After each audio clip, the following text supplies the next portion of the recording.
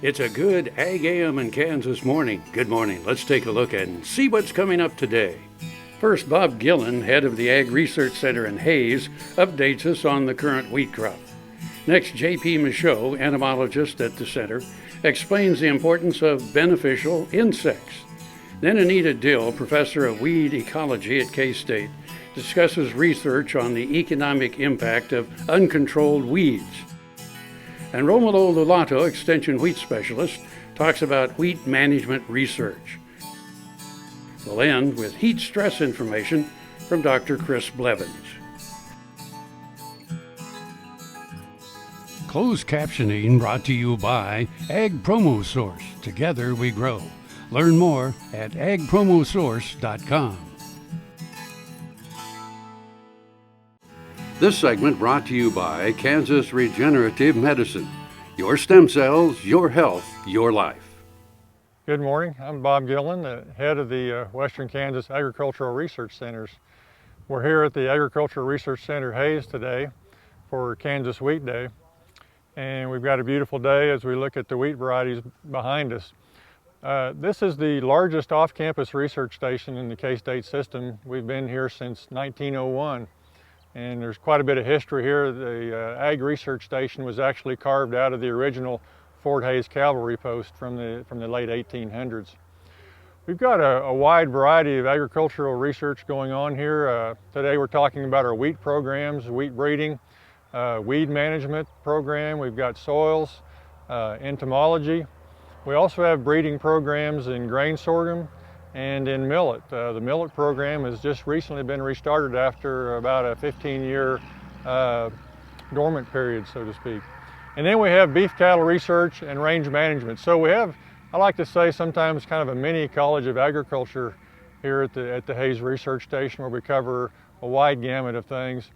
And obviously our weather is much different as we go across Kansas. As the precipitation drops about an inch every 15 miles, we need to have a network of stations that can, be set in the different precipitation environments and different soil types as well. Yeah, so we've had a very wet wheat season here. From the 1st of October until today, we've had about 17 inches, which is in the top 5% of rainfall for that period over our 150 years of records. So obviously that means we've got an excellent wheat crop developing. It also usually means we've got more disease pressure than normal, and that's okay, because that just gives the lines that our breeders are bringing forward, puts more stress on them and helps them sort out the winners from the ones that aren't quite as productive. For our row crops, we grow mainly grain sorghum here at the Research Center at Hayes, and that means that we're set up for a very good early season emergence, although we can't get in the field right now. It's a little bit too wet, but we're just really coming into the normal window for grain sorghum planting anyway. So that puts a pretty good shine on things for us in terms of our early summer potential.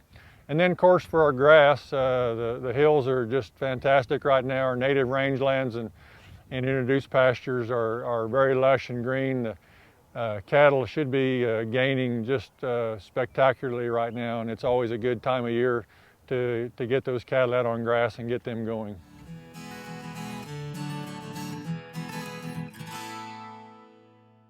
Through the generosity of Dr. Eva Gardner and Dr. Dan Thompson, Kansans now have the opportunity to support the wildfire relief effort by purchasing a signed and numbered print of the original painting, A Walk Through Henry's Dreams, by Dr. Gardner. This gallery quality print is only $200. Order your print today online or call 785-273-5115. Please help support the Kansas Livestock Foundation Wildfire Relief Fund. Grain sorghum is one of the most important cereal crops worldwide, and Kansas leads the nation in its production. A high-energy, drought-tolerant crop, sorghum only requires 6 inches of water to produce the first bushel. And with its wide uses and easy adaptation, sorghum proves to be a truly indispensable crop. Kansas Grain Sorghum is committed to sorghum research, market development, and education. Learn more at ksgrainsorghum.org. Here's another gardening tip with Annette Jackson from Jackson's Greenhouse. Well-designed container flower gardens bring beauty to your home, at your entry, on your patio, or placed in a special spot in your landscape. Let Jackson's help you select the correct plant combinations which will add the color and style you need and that will survive the summer to provide beauty till frost. Our annual Mix or Match flat clearance is going on now. A flat of 12 4-packs is just $19.99. Similar savings on premium proven winner annuals too. Buying a car shouldn't be this hard. And at Brown Chevrolet Buick in Wamego, it isn't. It's actually awesome. Whether you want a new or used car or truck, Toby's team can make the deal. Even if you want to custom order a new car or truck, Toby's team can make the deal. See Toby's team at Brown Chevrolet Buick in Wamego. We're awesome. This segment brought to you by Kansas Farm Bureau, the voice of agriculture. To join today or for more information, go to kfb.org or find us on Facebook and Twitter. My name is J.P. Michaud, and I'm the entomologist here at the Agricultural Research Center at Hayes. And here on our wheat field day. And as an entomologist, I look at this wheat and I see a lot of beneficial insects right now. We've had fairly large numbers of aphids in the wheat this spring. They like the cool weather, but these are not really an economic concern. And so that's my first point, is people shouldn't worry. It's good to have some aphids in the wheat, because what we're really doing now is we're breeding all the natural enemies, all the beneficial insects are increasing their numbers on those aphids. And that wheat's going to mature and they're all going to disperse. And they're going to go to those summer crops. And that's where we're going to really need those insects this year if we have, as anticipated, an invasion of sugarcane aphid from the south on the sorghum. But as agronomists and as farmers, you know, we tend to manage the farm field by field. Each field has its own history, soil fertility, of crop rotation, etc. As an entomologist, I see the farm as an integrated unit, because all the beneficial insects have to move between those crops. So when we're thinking about retaining beneficial insects on the farm, we have to think about the fact that all of those insects get up and move from the winter crops into the summer crops. And so we really want to be careful about spraying any unnecessary insecticide treatments in the wheat. So we've had a lot of stripe rust with the wet weather. And so the inclination for some people is, well, I'm already putting on an application of fungicide. Maybe I should just throw a bit of insecticide in there for good measure. And it won't cost me very much. Well, that's not good reasoning, because if it doesn't cost you very much, it's probably because it's a cheap material. And if it's a cheap material, it's going to kill a lot of good insects along with the bad.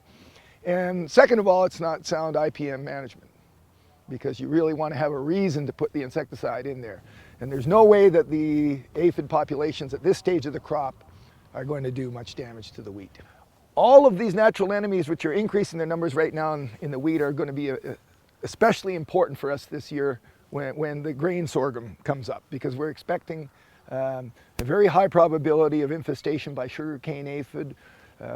This aphid has overwintered further north this year than previous years, about 50 miles north of Lubbock. On Johnson grass, we've discovered it can overwinter on the roots of Johnson grass.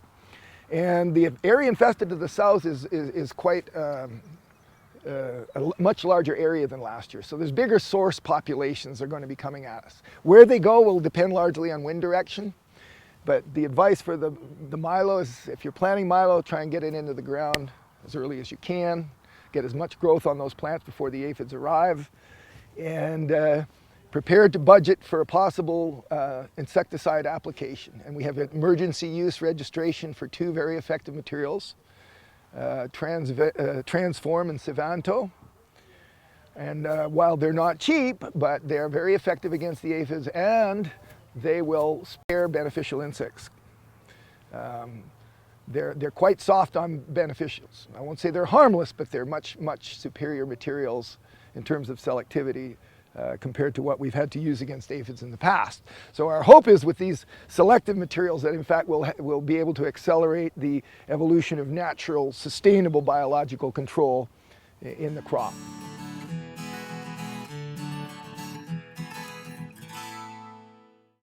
Support Kansas agriculture education with an AgriTag. AgriTags are available anytime at your county treasurer. They look great on cars and trucks. For more information, go online to ksagclassroom.org. Next time you see a beautiful field of corn, reach out and thank the farmers who work tirelessly to raise corn for livestock feed, renewable fuels, and exports to feed a growing world population. The farmers on the Kansas Corn Commission work for Kansas Corn with grower-funded checkoff dollars that support foreign and domestic market development, research, promotion, and education to expand opportunities for Kansas farmers. To learn more, visit kscorn.com. Watch AGam in Kansas online at agaminkansas.com. This segment brought to you by Heinen Brothers Ag, farmers helping farmers by offering quality aerial and ground application, fertilizer, ag chemicals, and anhydrous ammonia. Call today to protect your crop yield. What we asked scientists around the U.S. and Canada was to give us up to 10 individual trials per year between 2007 and 2013, where they looked at an untreated check, so how much yield did they get from a plot where they didn't control weeds, and then their best weed control plot. And we took that difference to calculate how much yield loss happened. And so the idea was they did everything right to produce their crop. They fertilized it, the best seed, irrigated it, whatever they needed to do, but they just didn't control the weeds. And so we could see what kind of loss impact that would have. So the economic impact, we saw a lot of changes in our commodity prices during that time frame that we were looking at. But we took an average, and for corn it was $4.94 a bushel across those 5 years. And we saw the impact, if we lost 50% of our yield due to weeds, that it was close to $27 billion just for corn on an annual basis. So in a year, if we didn't do weed control, we'd lose $27 billion at that price. At soybeans, it was about $10 a bushel for that same time frame, and we were going to lose close to $16 billion. So in total, with no weed control on an annual basis, we could lose over $43 billion in economic value. In Kansas, we expect about 2.5 million acres of corn harvested on an annual basis, and we're looking at about 46% average yield loss. So again, almost half of that yield production on those acres is lost, and that was equal to $500 million just for the state of Kansas alone if we didn't do weed control in our corn crops. On average, over the last 6 years, between 2007 and 2013, we harvested about 3.5 million acres of soybean, and our yield loss estimate is about 52%, so that was equal to over $600 million lost in our soybeans if we didn't manage those weeds here in Kansas. And this was just a chance to really summarize and capture what the weeds were doing on a national picture. So again, between Canada and the US, just what kind of impact do these weeds have?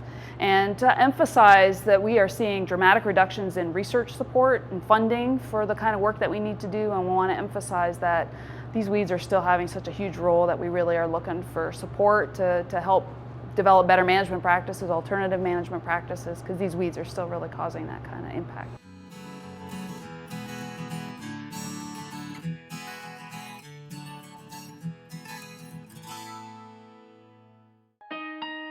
I dug trees by hand for years and years and years. In the process, I wore out my rotating cuff. But when I learned about this process, I thought if there's a way to get rid of this pain, then I wanted to do it. So we did it, and it worked. And I'm not going to go out and dig trees with a shovel anymore, but I can do the things that I want to do now.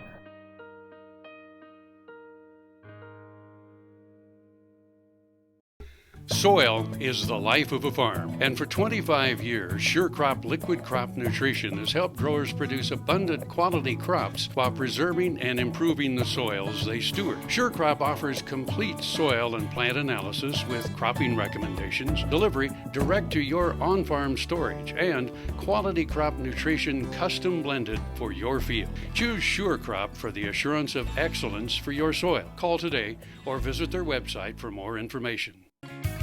Heinen Brothers, a fourth-generation Northeast Kansas farm family, knows how tough farming can be. Farmers helping farmers. Heinen Brothers Ag, selling and servicing crop protection products, fertilizer, anhydrous ammonia, cover crops, quality aerial and ground application. Call today to learn about our extended term financing program.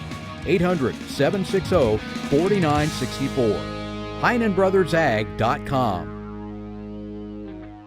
AGam in Kansas, brought to you in part by Kansas Corn. Learn more at kscorn.com. Hi, I am Romulo Lollato, Extension Wheat Specialist with Kansas State University. And today we're here in the South Central experiment field just southwest of Hutchinson. And we're going to discuss a few of the projects that we have going on here with you today.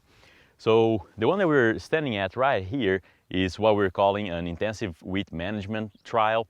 And this is a trial that is being funded by Kansas Wheat Commission, and also DuPont is helping cover some of the costs.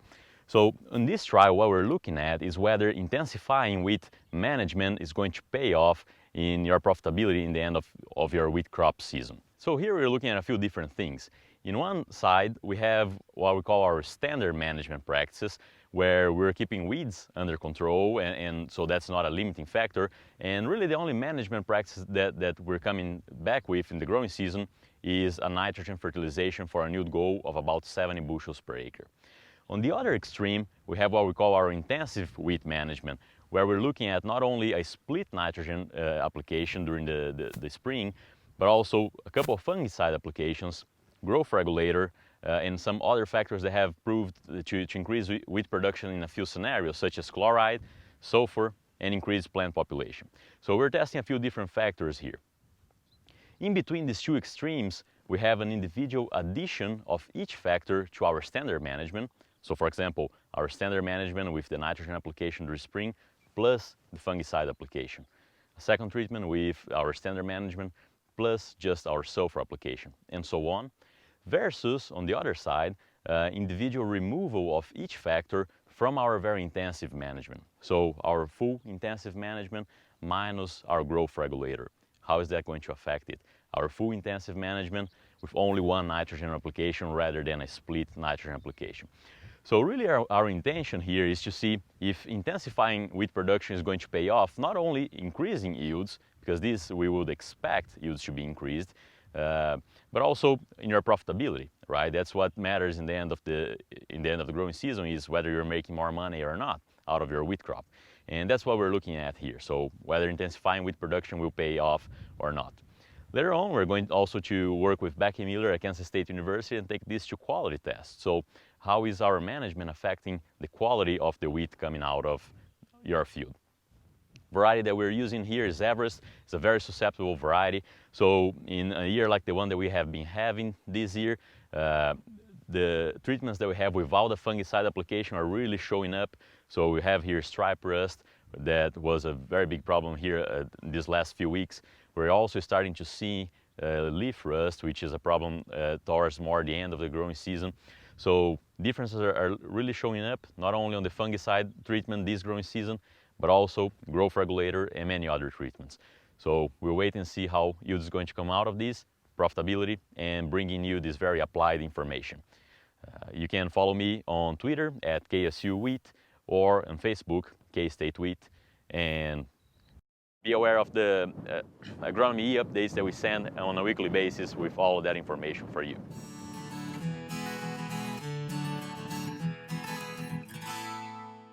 Kansas Farm Bureau, the voice of agriculture, represents grassroots agriculture. The state's largest and most powerful farm organization stands up for its members through leadership development, agriculture education, legal defense, environmental advocacy, farm safety, and risk management. Members also enjoy money-saving benefits. To join our organization today or to learn more, go to www.kfb.org or find us on Facebook and Twitter.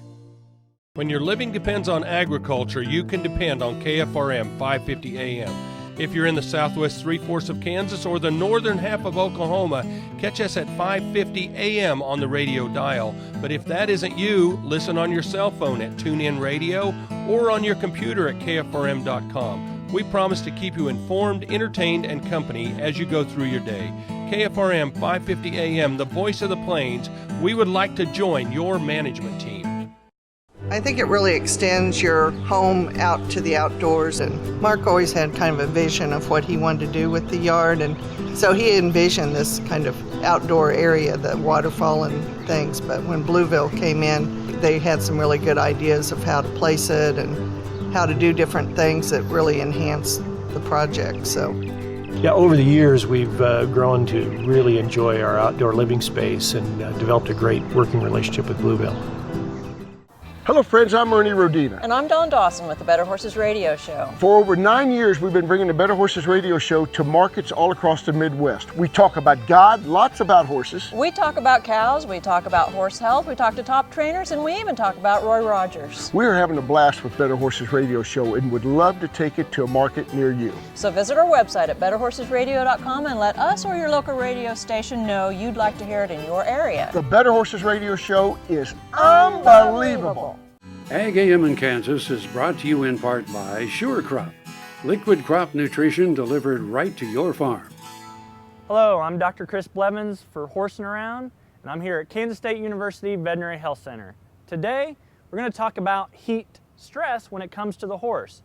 We've always had those concerns with any of the species, and cattle is a big one that you hear a lot about heat stress during the summer months, and even us as people. But don't ever forget about your other type of animals too, including the horse. The horse does have a very good protective mechanism when it comes to heat, and that's sweat. Horses do sweat more than other species, very similar to us when it comes to heat and trying to cool themselves off. So sweating does help, but with humidity, sweating sometimes isn't helpful for the cooling aspect. So if they're going to cool off with sweating, they get depleted from different things, one being water in their own body. And so making sure your horse has plenty of water at all times, especially during the summer, is very important and very crucial.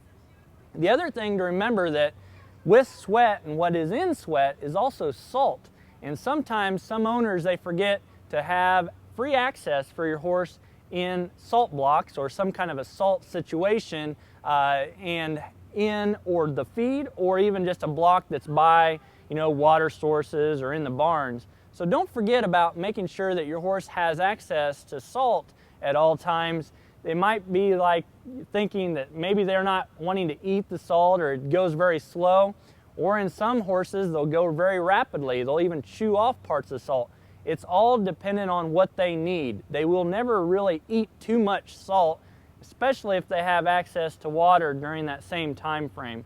So again, those things are very crucial in making sure that you're protecting your horse from the heat, and the very thing that they can do for themselves is sweating, drinking plenty of water, and having access to salt. The other thing about horses, and with any of the species, is shade and breeze and airflow. All those things also will help with maintaining the body temperature of the horse and where they would like to be comfortable.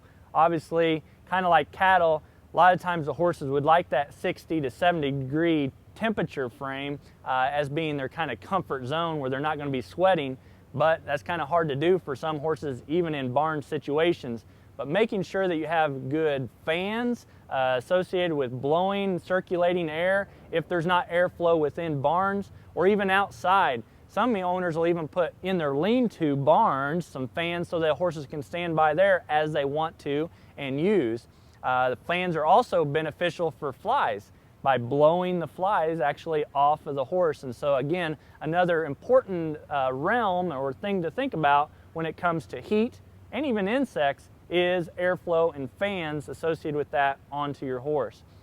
If you're ever concerned and have issues why you think maybe your horse is heat stressed, or maybe some horses don't even sweat, consult your veterinarian, get them involved to make sure everything is going well, to make sure your horse is in a comfortable environment during hot time frames of the year. Again, if you have any other questions, you can always give us a call here at Kansas State University Veterinary Health Center, and we can help you with any aspect or any question you might have about heat stress when it comes to your horse or any other species here at the university. I'm Dr. Chris Blevins for Horsing Around, and we'll see you around.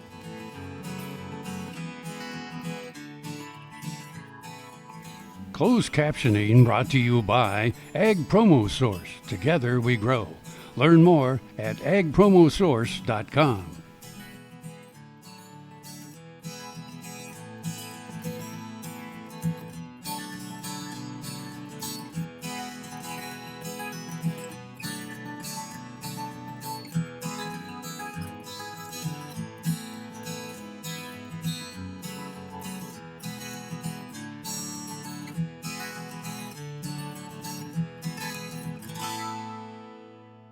To see this show and past episodes of AGam in Kansas, go online to agaminkansas.com.